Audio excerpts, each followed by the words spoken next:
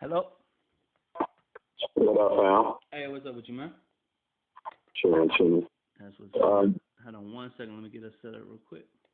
yeah, I mean, All right, man. First off, I'd like to thank you for doing this interview with StopBeefromRadio.com.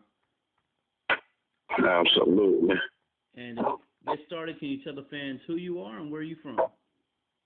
Okay, my name is Rick Jill, Pride, Indiana. I'm from East Hammond, Indiana, but I represent the whole state of Indiana. You know what I mean? Some of y'all might know me, some of y'all don't. Some of y'all might like me, some of y'all won't. But, you know, we in here. Let's get it. Definitely.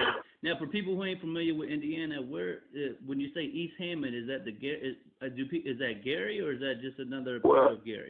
Well, no, it's not Gary. It's in between Gary and Chicago. It's the first city over when you're coming from Illinois. It's Hammond, Indiana. But I represent Gary too. I'm not from Gary, but I represent that whole way, like the 219. We call it the 219. Okay. And when we say the 219, it's Hammond, Gary, and East Chicago. There's a couple other little towns like, you know, Maryville, Hobart, or Michigan City and LaPorte, you know, and shit like that. But for the most part, when we say the 219, we talk about Hammond, Gary, and East Chicago. Okay, yeah, because I've seen you shouting it out for a long time. I always wondered, was that Gary or is that, you know, a different? No. It'll be like you know, Greenwood or like, you know what I mean, something like that to an Indianapolis. Like it's like kind of like the same thing, but it's on different level. Right. You know what I mean? So like it's different cities, but you guys pretty much are. Yeah. See, and the whole 219 thing, like, to me, really technically, like, it could be one city like a Indianapolis, and it could be like a east, west, and the south side of the same city, but they separated it, and everybody got their own little jurisdictions and their own mayor and their own neighborhoods. But really, the shit can be the same city, but just different sides. You know what I'm saying? Yeah, that's dope. But we call it the 219, though. That's what it is. That's what it is. And you've been a major supporter of them. Like from day one, you've always shouted out 219. Like that's kind of like been your calling card. So it's nice to get that broken down. Now, how long have you been rapping, and what made you decide you want to pursue this as your career? Well, it's a lot of different ways I can answer that. But for real, bro, like, you know, for the people that heard the Free Agent, they know, like, since I was in the 4th grade, bro, I did a talent show, and I can I can still feel that feeling right now, like, of how those people was looking at me from when I did that little rap at that talent show, and from that moment on in my mind, I was a rapper. You know what I mean? But I started like making songs and going to the studio and recording around my freshman year in high school. And when I graduated, that summer after graduation, my first song that I came out with was called Insane. And like right now to this day, like where I'm from, like that's the one. You know what I mean? Yeah, and that's who was there? Was somebody else featured with that, right? Yeah, it's a guy named Will Skrill that was on that song. It was, you know, a lot of people thought we was a group, but we was like two separate, you know, individuals that was like, you know, collaborating with each other. Okay, yeah, it's definitely it's a classic. Like I got friends in that area, and they always talk about Insane. Like that's the best joint ever come out. That's interesting. That you know the crazy thing about that. You know what made me the most proudest about that song, bro? What's that? Is I wrote that first verse my senior year in high school, and like right now to this day, it's still one of the hardest shits ever. So like that shit just dope as fuck to me. You know what I'm saying? Now, with you being from Gary, you know, and you were saying about 4th grade, what was your motivations to get into rap? Because, like, you know, I'm from Indiana too, so we didn't have anybody that showed us the way yet. So, what led you to want to be a rapper, and how did you what artists did you watch and study? I say this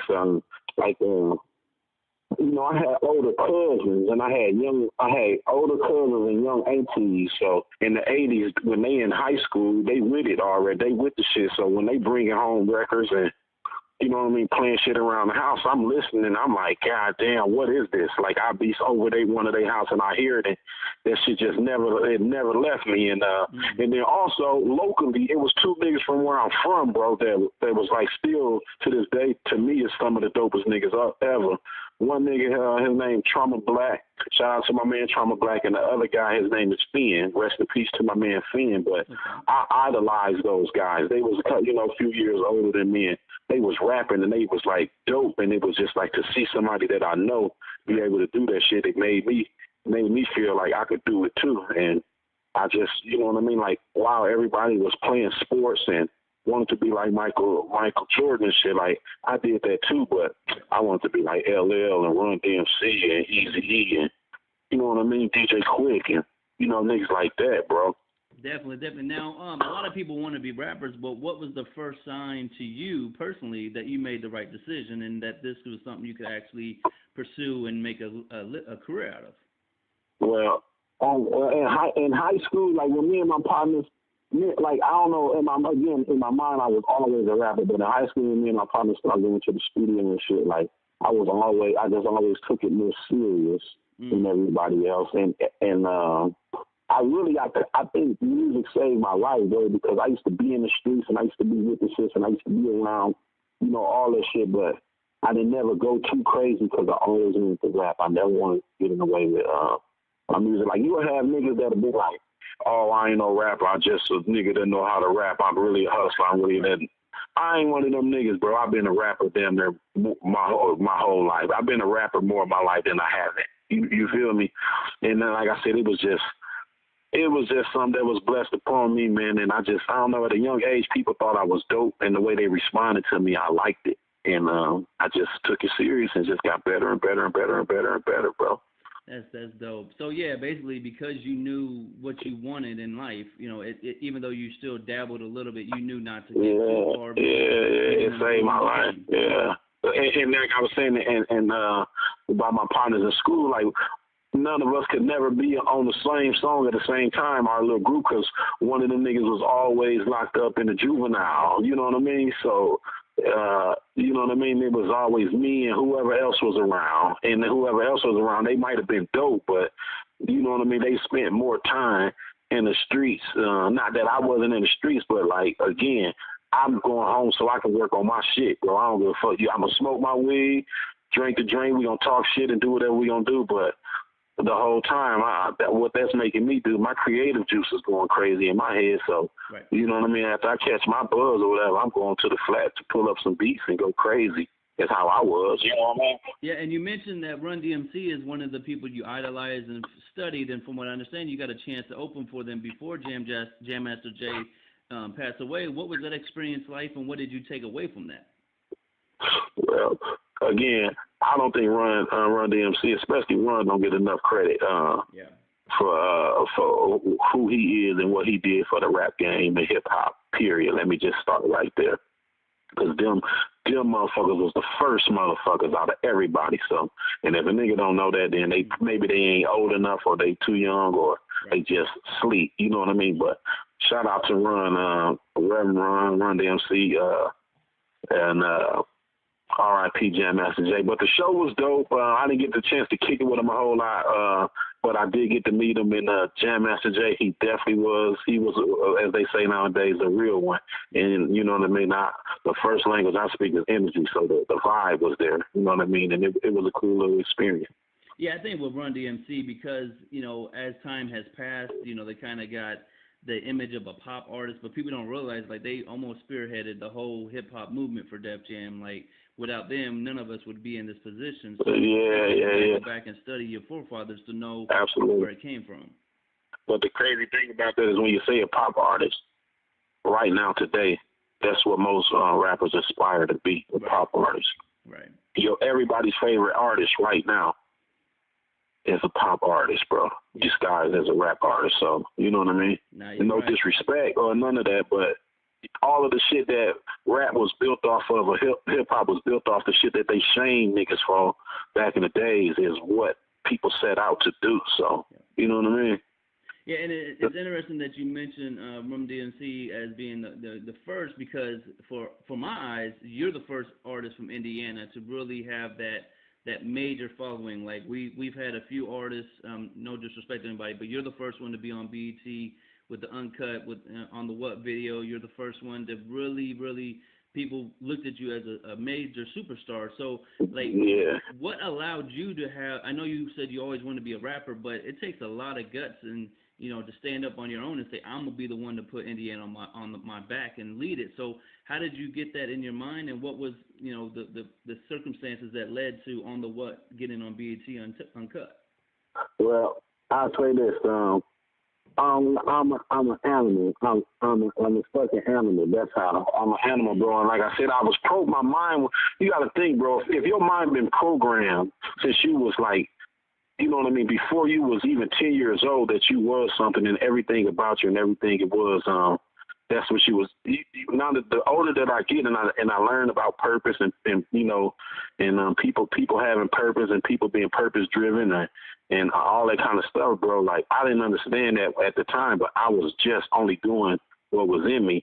But and as far as like, quote unquote, putting Indiana on the map, like, I mean, it really, like, no disrespect to nobody, like, 'cause I appreciate and support everybody that's doing their thing, but like, I really put the state of Indiana on my shoulders, and I feel like I was able to do that because even though I was from where I was from, I was one of the first people to like get in my vehicle and go around and I can go to South Bend, I can go to Fort Wayne, I can go to Elkhart, I could come to Nap and go to the east side on Post Road, I could chill in Hallville, I could go anywhere and be cool, you know what I mean? Evansville, like all those spots. Like, I don't just say that. Like, I could pull up and done pulled up and been pulling up for years. So, like, to be able to go around and get that kind of love and know that it's real ones and talented people, like, just in these little corner pockets of the world that don't nobody know about, I felt like I had to be the voice of that shit, you know what I mean? And as far as like getting on the What on BT, like, I mean, I was signed to the Legion Records at that time, so I won't really take no credit for that because I didn't know. They just, you know what I mean? It was a part of Do or Die. We had the distribution deal with WEA. Some people might not know who that is, but that's Warner, Elektra, and Atlantic put together, which is major big boy shit. That's how that happened, and everybody know the Only Up was uncut for like about 2 years until they took it off the air. And this and another, not cap as they say nowadays, no cap, no flex, no none of that shit. BET kept trying to contact the label and have them like take some of the business off, and they was gonna put it on Rap City and take it off Uncut, but we was a label, but we wasn't a label. Like, we was just some niggas in the streets.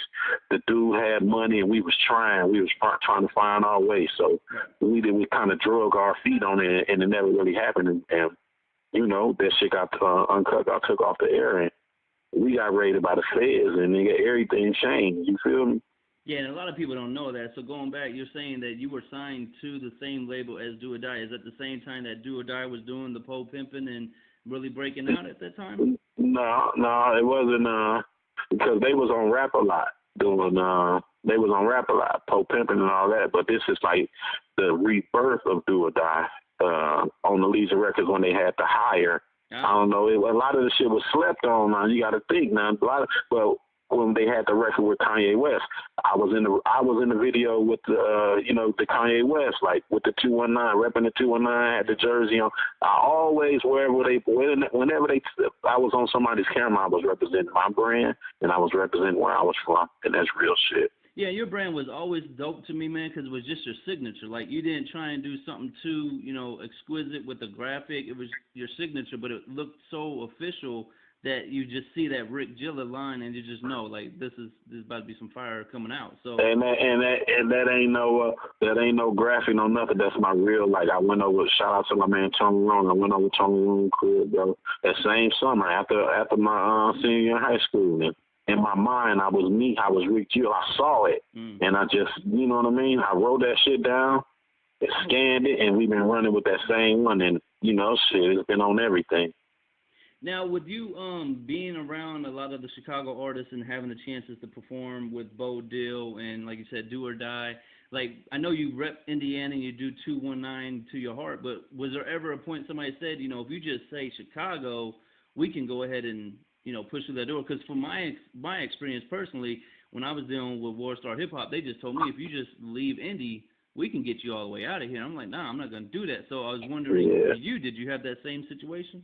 Oh yeah. So you got to think like I'm not from Chicago and I'm not from Gary. You know what I mean? So it was always pressure on me to say, you know what I mean? Because when I say Hammond, motherfucker, like where that's at. You know what I mean? Right. You know what I mean? And you got to be from around here to know what it is.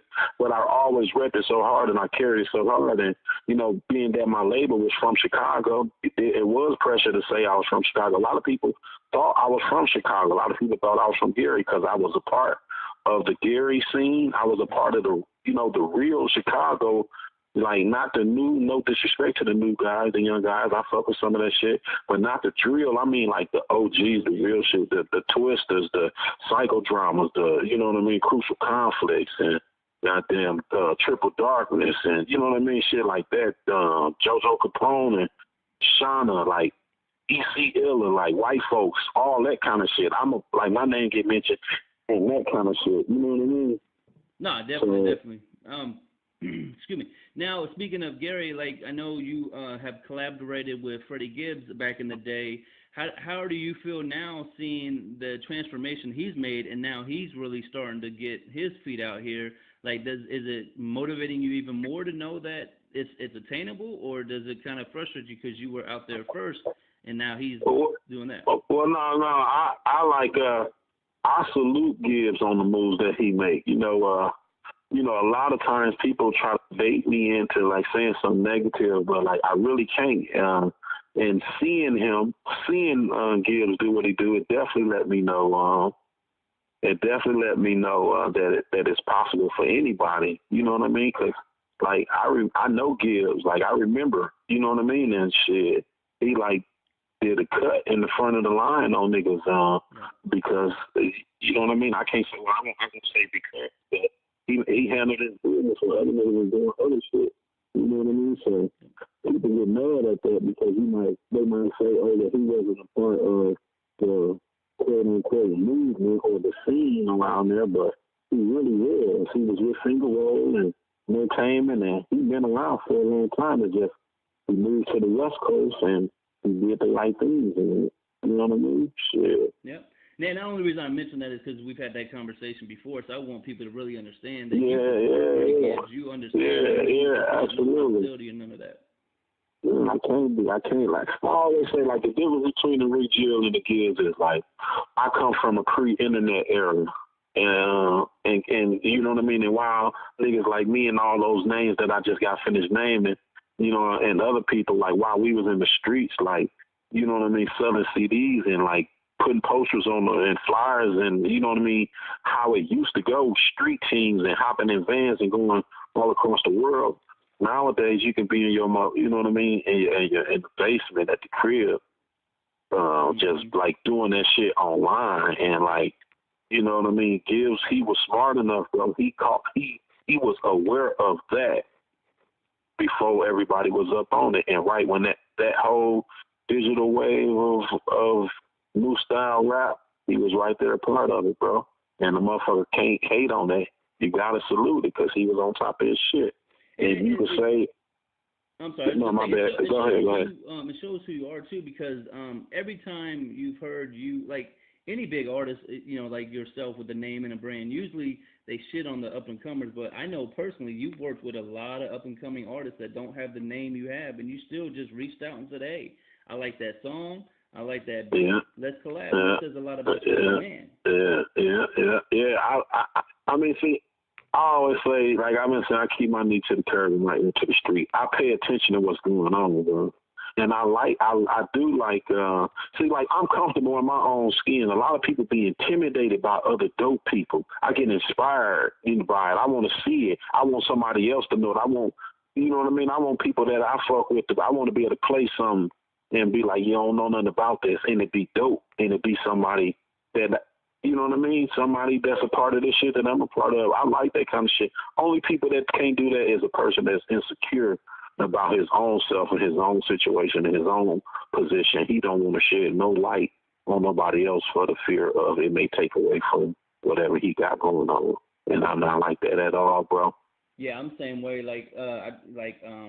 I learned about you basically. I mean, I knew your music, but I knew you as a person through Alpha Live, your cousin. Like, I gave him some music when we went to school together. He said, "Oh, you should check out my cousin." I was like, "Oh, you mean Rick?" And I mean, it was just like that type of mentality of wanting to see the next man win is just what always builds the gaps and gives opportunities. Yeah, well, and see, like, and shout out to Alpha Live, but see, I'm so part of it, bro. I'm so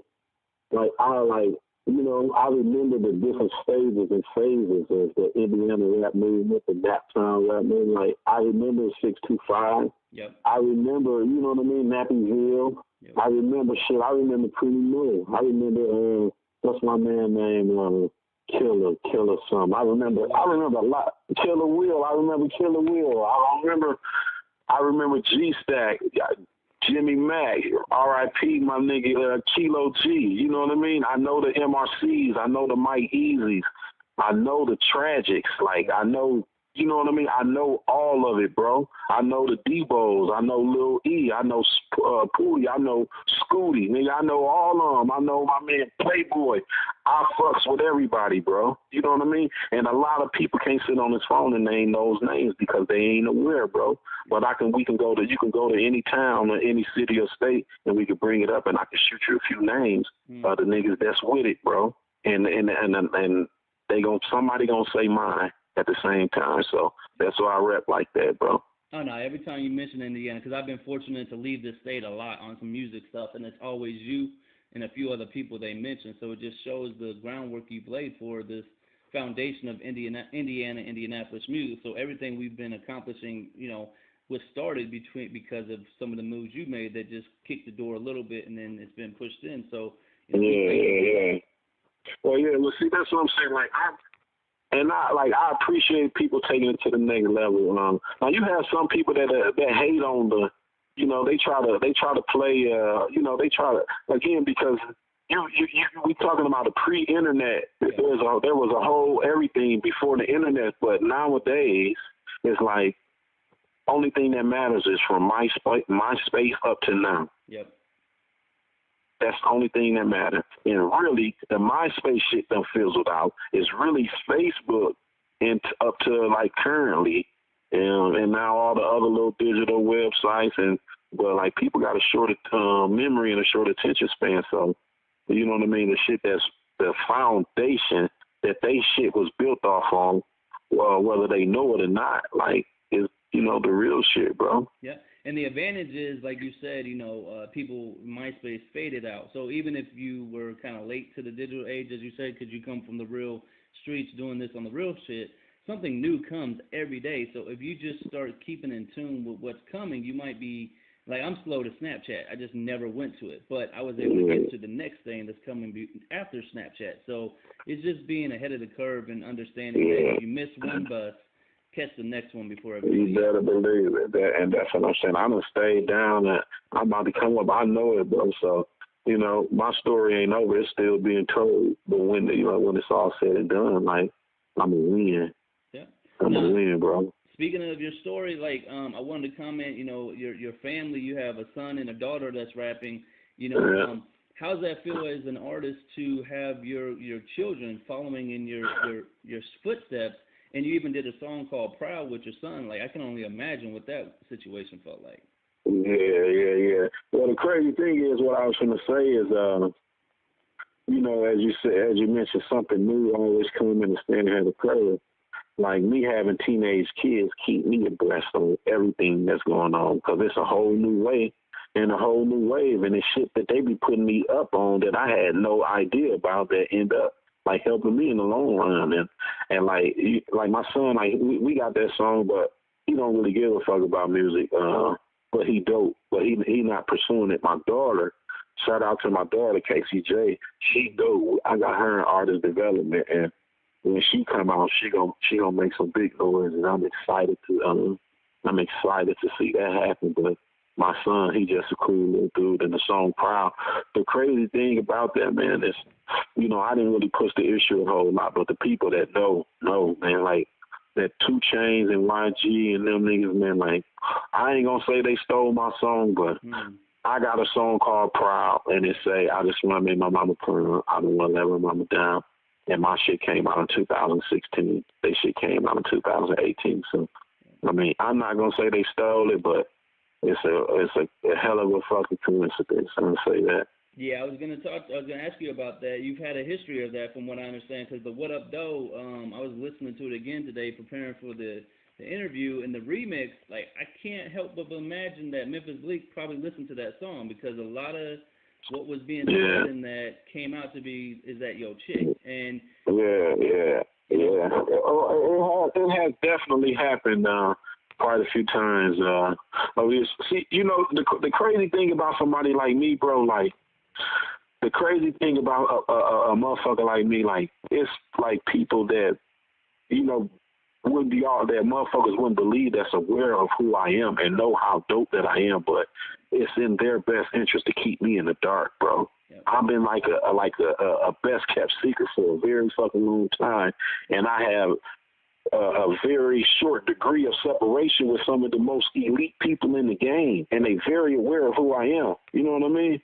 But like I said, for somehow, some way, I rubbed somebody the wrong way down this journey that I'm on. But the thing about it is, all that shit over with.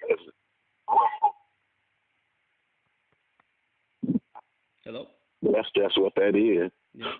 Now, I think that's why me and you get along so well, because kind of Stop Beef from Radio is that same type of situation. Like, people want to keep us as far away from the situations as they can, not realizing we already know the situation. We're already and you can keep us out, but we could walk even farther. Yeah.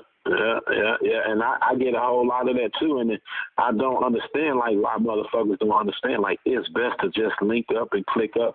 Let me do what I'm good at. You do what you good at, and like. It's all I'm trying to do is be a part of a win-win situation. If it ain't that, like, I don't need you around me anyway. So, fuck you. Mm-hmm. Now, speaking on, we were talking about your kids and talking about the future, but really, you got a project we're about to drop together with Pyrex and Wayne Blaze. Man, you've given me the privilege to hear some of these songs, man. They are incredible. So, like, are you starting to feel the vibe again, the regeneration of Jilla back out? I do. Like, I like over the years, I don't feel like, see, a lot of my peers, like, man, they knocked off and they gave up, man, but I couldn't quit, and I still been cooking all this time, and I've been studying, I've been watching, and I've been researching, and I got the formula, and bullshit ain't nothing, man. When we get this bag, bro, we finna go crazy. And this project that I got with Wayne Blaze, I'm finna make some noise, because it can go with any CD, no matter who the artist is that came out this year. Yep. These songs that we got, we can go song for song with whoever, and I'm confident about it. That's not being cocky, but the shit sound good, bro. Yep. The shit sound good. Well, and I'm excited. My man Wayne Blaze, like, my man, Wayne Blaze, a lot of people sleep on Wayne Blaze, but he's one of the coldest person I ever knew with the pen. And he knows vocals. He know he a real live, like he great. Like he know that shit. And I was like, can't wait to see what that both sides do. Shout out to my man Wayne Blaze. I just got off the phone with him. He in LA right now working with Ty Dolla $ign, and he got the Offset new single. He on the hook on that, and he got three placements on that Jacquees. So he coming off a nice run, and I ain't gonna say coming off a nice run. He on a nice run, and we ain't finna do nothing but turn it up a notch. Yeah, and you kind of were the pioneer of the first, in my eyes, like, rapper who was gangster that had the harmony, the singing, like, rapping to the bitches, like, all the stuff that's going on today. You were doing that shit like 10, 15 years ago. So they criticized me, bro. They tore me down. They tore me, like, the shit that people is doing right now. Like, when I was, like, doing the weed songs and talking about bitches, like, they was like, that, and you can't do that. You know what I mean? But now, shit, that's what you got to do, and it's just crazy. It's crazy. Yeah. It's crazy, but, it's a lot of people, bro, that's out and that done came out that's doing shit that I used to do Yep. Years ago, dog. Years ago. And you can't let that distract you. Like I always say, like I've had a lot of ideas of mine taken kind of like that too, and it just motivates me to know that my idea was that gold that I can come up with another one. So it just keeps the fire going. Yeah. Well, that's what I said about the 2 Chainz. Most recently when they hit me for the Proud, like I told my son, like you should definitely be proud, because all that lets you know is like I was telling you, and like I've been telling motherfuckers for the last how many ever years, if we ever get that kind of push behind any one of these songs, it's over with. Mm-hmm. Because even though that shit was cool, if my song with my son would have got a third of the kind of push that shit got, it would have made a bigger impact. Yeah, and I mean, I'm not trying to say anything negative, but I know, there's a history of artists who go to Atlanta, from Indiana, getting their shit like that. So I know you're out there now, so you just got to be careful a little bit of what you're letting them hear, because they listen for us. Like, I can give a lot of examples where we went down there, and then our whole shit got took. So I just had to put a fake intern nigga out the studio the other night, and not even on no Suge Knight shit, but hey, he was blowing my vibe, and I'm like, I don't want nobody that didn't come with me at my studio session, because I don't know these niggas, and they could be in here, you know what I mean, stealing the nigga whole sauce, whole recipe. You know what I mean? Niggas be recording shit on their phone, redoing, reworking, rewording. Like, man, no disrespect, and I'm not trying to be no way towards you, player, but you gotta go. You gotta go. Mm-hmm.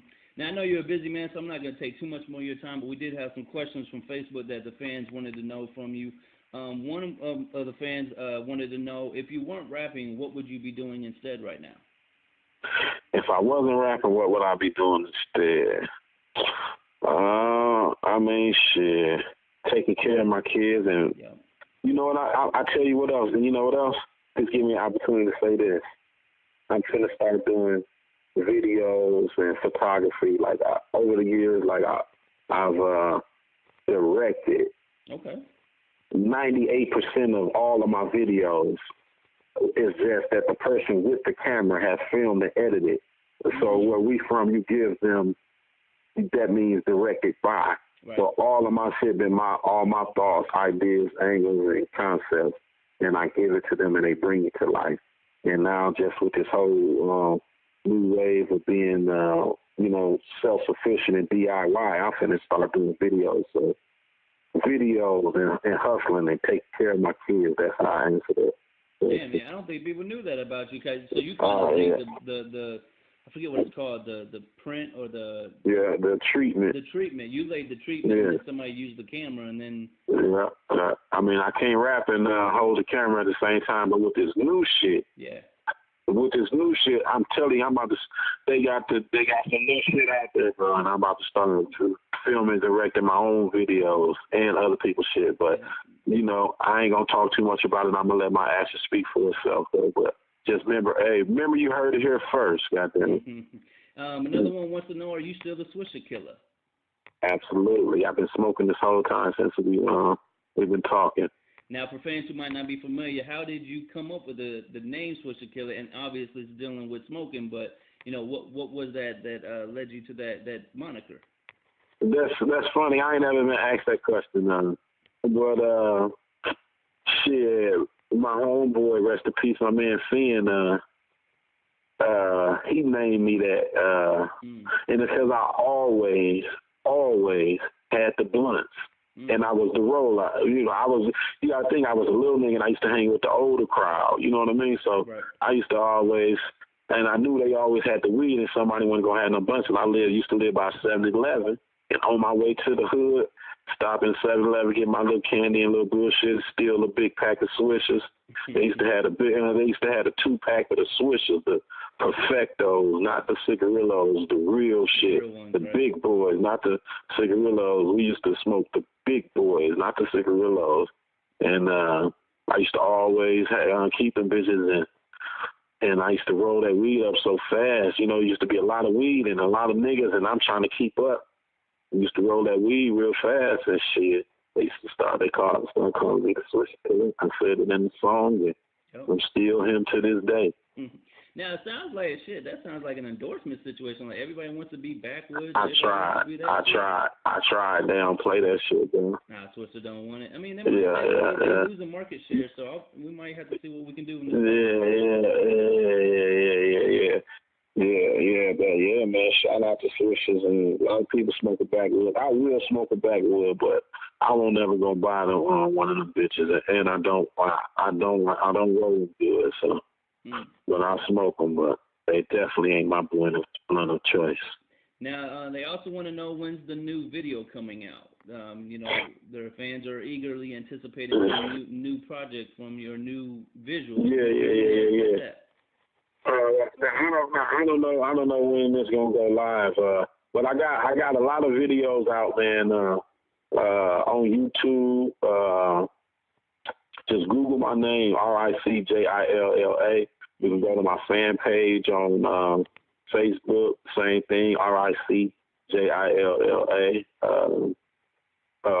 Instagram, I've been uploading shit on the IGTV shit. Just put my name in any search engine, wherever you get your music from, Tidal, Spotify, iTunes, Apple Music, like all that shit. And I want to tell people this, since I just got up on the whole digital shit, everything that I used to have, all the shit that people love, the old shit, I'm finna put up all that shit for streaming digitally, so all that shit, the What Up Does, the Live and Iraq, the Insanes, the shit with the Garner family, all of my features with niggas that I did it, you know what I mean? I'm finna go crazy. I'm finna go crazy, as they say. Put all that shit, all the whole catalog up there and go crazy with the new shit. So, because once people hear the new shit, they gonna want to go and see what's going on, and then they'll be able to know, he a new old nigga or old new nigga stuff. Yep. And I've been around there, and I'm with this shit, do this shit, about this shit. Yeah, I was gonna ask you that because I had a question. They wanted to know if you're gonna re-release the What Up Though LP with the videos, and then I was gonna ask you, I was looking for your music today, and none of the old classics are available. There's a lot of singles, but the Free Agency, you're gonna upload those and stuff. Yeah. That's what I'm saying. I'm finna upload all that shit because I ain't gonna lie. I recently just kind of put my name in the search engine to see what it looked like. You know what I mean? Yep. And you know what I mean. It was decent, but it don't paint the full picture, and I'm finna correct all of that shit. So, you know what I mean? Just, you motherfuckers, just stay tuned, bro. Be in tune. I appreciate everybody for fucking with me, everybody that's been rocking with me. And for the people that, listening to this today, and, this they first time ever hearing about a nigga, man, check me out, stuff like that. RICJILLA, Swish Killer with Jilla, representing 209, Pride of Indiana, all that shit, man. I appreciate you for reaching out to me, and you know what I mean. Shout out to the whole Stop Beefing Radio. Shout out to the Naptown 317. Shout out to everybody, man. I show love. I get love, man. And that's what it's all about. And like I said, shout out to everybody that's been rocking with me, and to everybody that just got up on me. Check me out. Check me out, bro. I got some shit out there, man. I got some shit. And then the last question they want to know is, when's the next collab coming? So, like we stated before, you got Wayne Blaze, DJ Pyrex, Stop Beefing Radio, and Rick Jilla dropping soon. So, be on the lookout for that. We'll make sure to flood your timeline when it drops. Yeah. And is there anything else you want to let the fans and listeners know about you, or things to look out for? I know you got the 219 party in Atlanta.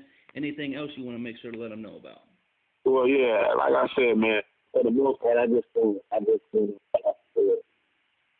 everybody I appreciate y'all for fucking with me.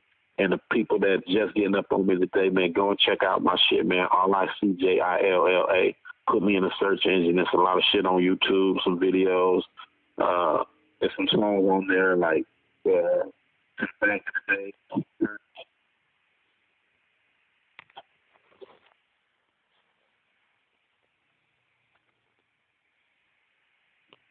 Hello? After all the fakers, and you know what I mean? Just, I want to tell everybody that's listening, no matter what they going through, keep on keeping on, because you can come from up under that shit. So, you know what I mean? Let's do it like that. Yes, sir, man. Well, thank you very much for the interview, man. As soon as this is uploaded, I'll send you all the links so you can let your fans know. And like I said, I'm looking forward to helping you with this project, man. And thanks for reaching out. Let's keep doing it. Yeah, no, thanks, man. I appreciate it more than you know, bro. All right, man. You have a good night. Yeah, you too, brother. Peace.